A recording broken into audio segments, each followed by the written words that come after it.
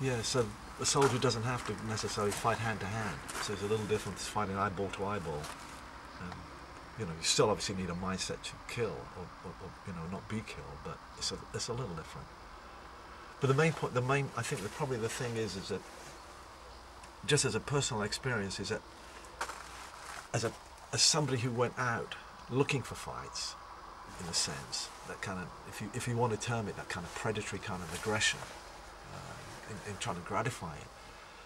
As I've got older, it's not so much mellowing, but my attitude has become more or less, don't get in my space, rather than me going and trying to get in your space and actually provoking an incident. And sometimes within it's a more of an aggressive defense rather than aggression, just pure aggression. And so, and many martial artists tend to come out on the side of passive defense.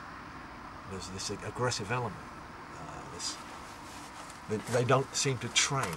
They seem to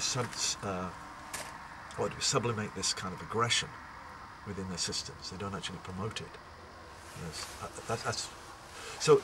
But that's at one point. But I think what your point was, what do we do with the kids? You know, we don't beat them. We don't want to abuse them. We don't. But equally, you can't protect them. From that society. You can't be there to protect them all the time. From that element of society who do that. How do you, and that really, when you're talking about what do I do or what do the kids do, that kind of applies to the average person on the street. Yeah. Well, the interesting thing is that in order to, because it's never consistent, this thing anyway, and you can't rely on your past experiences or your life circumstances or even your previous training, because if you let it go, then it doesn't necessarily mean it's going to kick in the next time. So you've always got to have a handle on it. And so only by identifying what the components of that mindset are, can you then set about to actually train it. So in other words, if you can understand that. What are some of those components then? Well, from my observation, it would be that you're aggressive, assertive, and if necessary, violent. Mm-hmm. But with obviously with a sensibility of the consequence, both to yourself and to what you're doing. So there's always like a handle on the thing. It hasn't got out of your control. It's in your control. And that there needs to be a mindset that's always scanning for cues.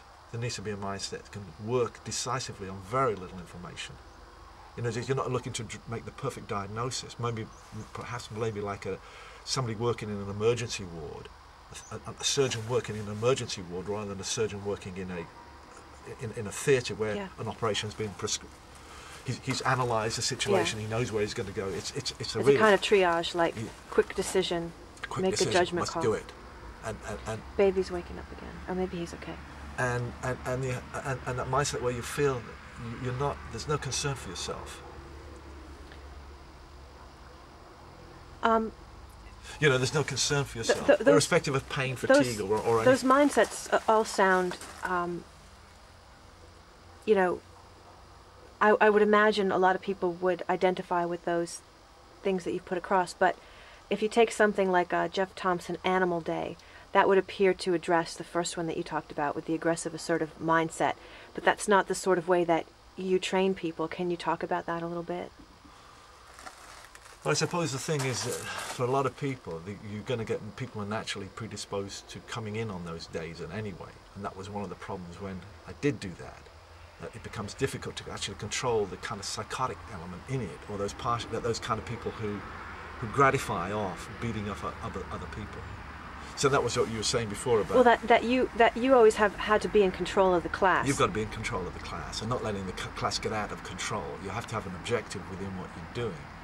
And if you're saying what you're saying there is that how do we do the kids? How do you train people who haven't got that? You've got to have, obviously it's a situation you're creating. And the other thing is, I suppose, but before that, maybe your example as well, that when we're talking about, if you're talking about looking for examples, what I would do, I'd look at animals for my examples of that aggression or that violence and try to empathize with that and see if that in some way arouse within me that animal.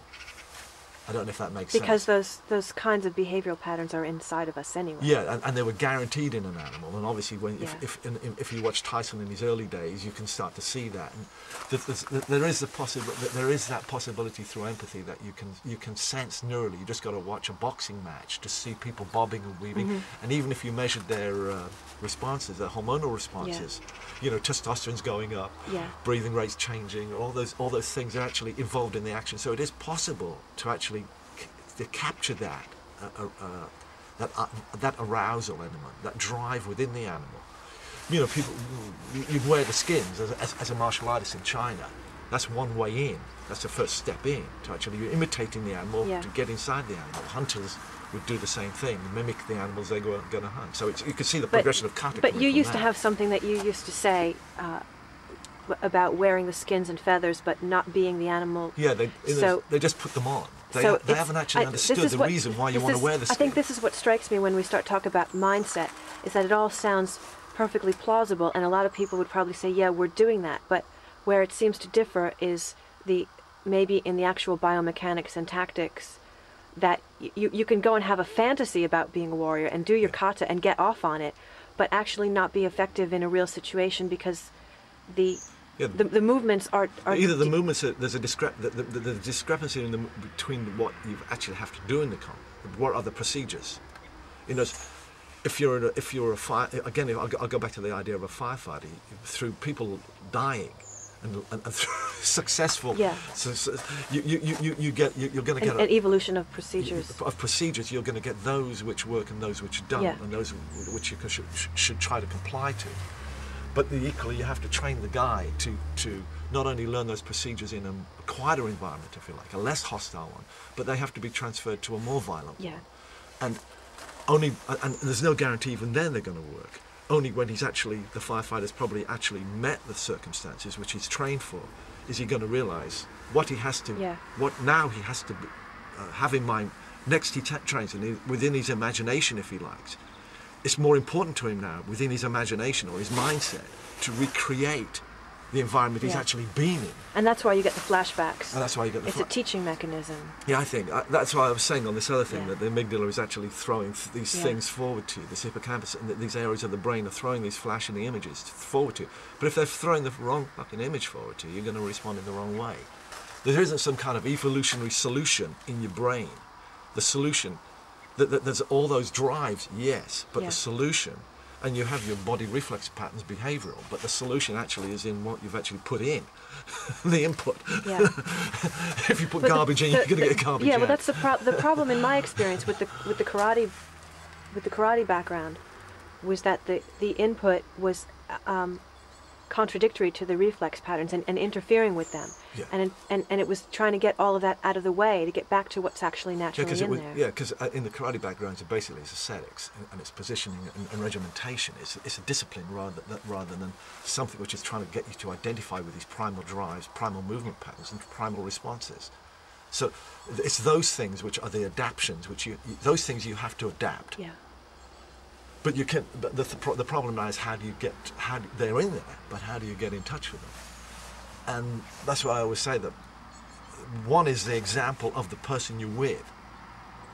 You will pick it up. That was the Steve Morris That's psychosis. the Steve psychosis.